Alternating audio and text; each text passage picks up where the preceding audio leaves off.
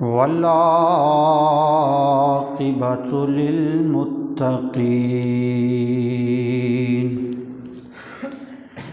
والصلاة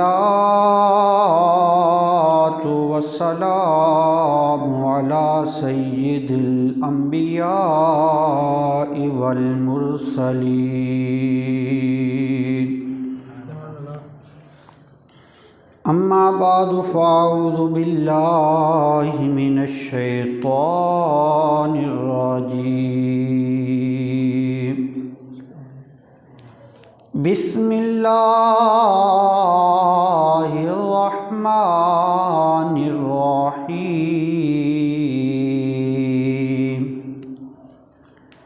ثانی اثنین اذ ہما فی الغار اذ یقول لصاحبہ لا تحزن ان اللہ معنا آمنت باللہ صدق اللہ مولانا العظیم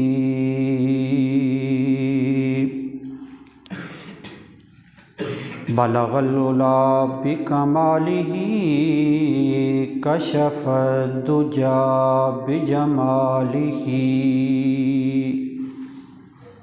حسنت جمیع خصالہ صلوا علیہ وآلہ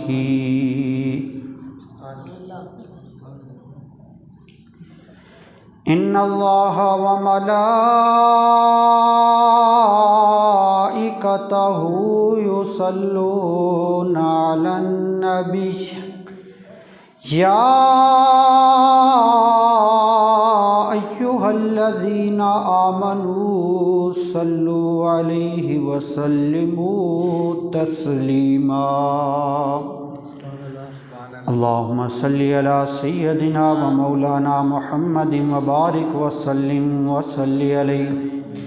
تمامی احباب محبت کے ساتھ پڑھیں الصلاۃ والسلام علیک یا سیدی یا رسول اللہ وعلی آلک واصحابک یا سیدی یا خاتم النبیین۔ سب حمد و ثنا اس خالق کائنات کے لیے جو مالک بھی ہے، رازق بھی ہے، جو عبادت کے لائق ہے، جس کے سوا کسی کی عبادت نہیں کی جا سکتی۔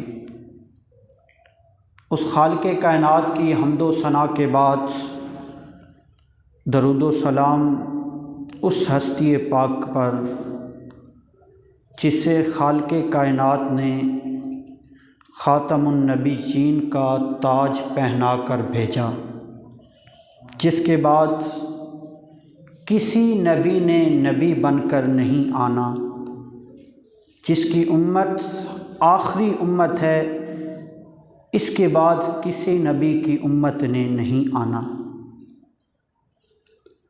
حمد و ثنا کے بعد میں خالق کائنات سے دعا گو ہوں کہ خالق کائنات مجھے حق سچ بیان کرنے، آپ احباب کو سننے کے بعد ہم سب کو عمل پیرا ہونے کی توفیق عطا فرمائے۔ اس خالق کائنات نے ہمیں وہ نبی عطا فرمایا جو خاتم النبیین کا صحرا سجا کر آیا، جس کے بعد کوئی نبی نہیں آئے گا، جس کو اتنا مقام، اتنا کمال، اتنا مرتبہ عطا فرمایا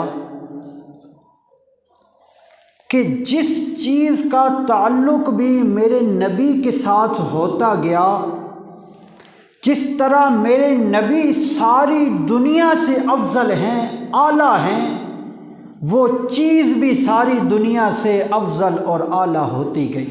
سبحان اللہ۔ اس سے پہلے بھی نبی آئے، ان کی امتیں آئیں، ان کا بڑا مقام تھا، بڑی شان تھی، بڑی مرتبے والی امتیں آئیں، لیکن وہ امت جس کا تعلق میرے نبی کے ساتھ ہو گیا، اس کے بارے میں خالق کائنات نے کیا ارشاد فرمایا؟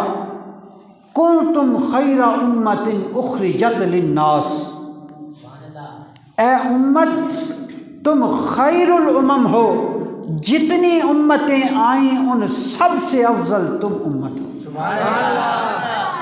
کیوں؟ کیا ہم عبادتوں میں ان سے زیادہ ہیں؟ کیا ہم راتوں کو جاگنے میں پہلی امتوں سے زیادہ ہیں؟ نہیں، ہم گناہگار ہیں، لیکن ہماری نسبت نبی کریم صلی اللہ علیہ وآلہ وسلم کے ساتھ ہو گئی۔ جب تعلق نبی کے ساتھ جڑ گیا، خاتم النبیین کے ساتھ جڑ گیا، پھر خالق کائنات نے ہمارے بارے میں یہ ارشاد فرمایا، کنتم خیر امت، تم خیر الامم ہو، تم سب سے بہترین امت ہو۔ بڑے زمانے آئے، قیامت تک زمانے آتے رہیں گے، بڑے انقلاب آئے، بڑی ترقی یافتہ دور آئے، لیکن خالق کائنات اور اس کے محبوب کے نزدیک سب سے بہترین زمانہ کون سا ہے؟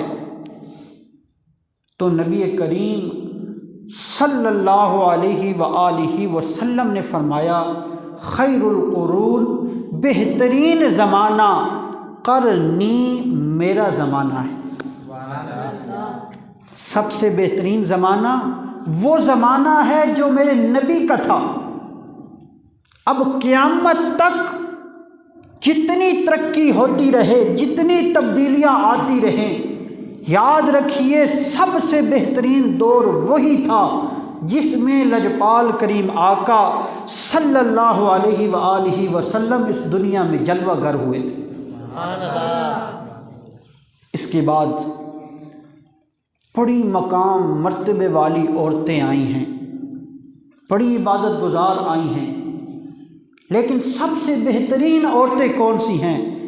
یا نساء النبی لستن کاحد من النساء، اے نبی کی بیویاں۔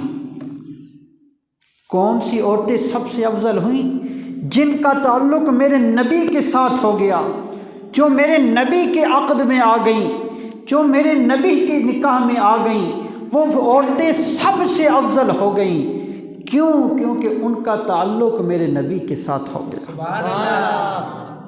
پھر وہ شہر، جن شہروں کا تعلق میرے نبی کے ساتھ ہو گیا، وہ باقی سارے شہروں سے افضل ہو گئے۔ ایک مکہ، ایک مدینہ، ایک شہر میں ایک نماز پڑھو 50,000 نمازیں پڑھنے کا ثواب ہے، دوسرے شہر میں نماز پڑھو 1,00,000 نمازیں پڑھنے کا ثواب ہے۔ اور پھر بڑے شہر، خوبصورت آج کل سجے ہوئے شہر ہیں، لیکن کسی شہر کا تذکرہ، کسی شہر کی قسم خالق کائنات نے قرآن مجید میں نہیں اٹھائی۔ جس شہر کی قسم اٹھائی ہے وہ شہر تھا جس کا تعلق میرے نبی کے ساتھ ہو گیا۔ فرمایا لا اقسم بہذا البلد، کیوں اس وطن کی قسمیں اٹھا رہا ہے؟ آگے خود ہی فرمایا وانت حل بہذا البلد، کیونکہ میرا محبوب تو اس شہر میں رہتا ہے۔ تو پتہ چلا جس چیز کے ساتھ میرے نبی کا تعلق ہوتا گیا، وہ چیز باقی ساری چیزوں سے افضل ہوتی گئی۔ وہ آل جو میرے نبی کی آل ہے، وہ باقی ساری آلوں سے افضل ہو گئی۔ اگر ساری چیزیں جن کا تعلق میرے نبی سے ہوتا گیا وہ افضل ترین ہوتی گئی، تو پھر یاد رکھنا وہ اصحاب، وہ میرے نبی کے ساتھی جنہوں نے میرے نبی کے ہاتھ پر کلمہ پڑھا، جو میرے نبی کے ساتھ چلے، جنہوں نے اسلام کی خاطر کوشش کی، جو میرے نبی کے صحابی بنے، وہ بھی باقی تمام اصحاب سے، تمام ساتھیوں سے اعلیٰ اور افضل ہو گئے۔ یہ وہی خوش نصیب لوگ ہیں جن کے بارے میں خالق کائنات نے قرآن مجید میں ارشاد فرمایا والسابقون الاولون من المہاجرین والانصار والذین اتبعوہم بإحسان رضی اللہ عنہم ورضوا عنہ۔ یہ وہ خوش نصیب ہیں جن کے بارے میں اللہ فرما رہا ہے رضی اللہ عنہم ورضوا عنہ، اللہ ان سے راضی ہے اور وہ اللہ سے راضی ہیں۔ قرآن مجید میں اللہ سند فرما رہا ہے کہ میرے نبی کے صحابہ وہ ہیں جن سے اللہ راضی ہے اور وہ اپنے خدا سے راضی ہیں۔ وہ جس حال میں بھی رہے، مشکلات میں رہے، آسانی میں رہے، ہر حال میں وہ اللہ سے راضی اور اللہ ان سے راضی۔ وَكُلًّا وَعَدَ اللَّهُ الْحُسْنَى، ان سب سے حسنہ کا وعدہ کیا گیا، اچھائی کا وعدہ کیا گیا۔ تو جو میرے نبی کے اصحاب ہیں وہ باقی سارے صحابہ سے، باقی تمام لوگوں سے، اصحاب ساتھی کو کہتے ہیں لیکن صحابہ حضور کے ساتھی، تو باقی جتنے لوگوں کے جتنے ساتھی ہیں ان سب میں سے میرے نبی کے اصحاب افضل ہو گئے۔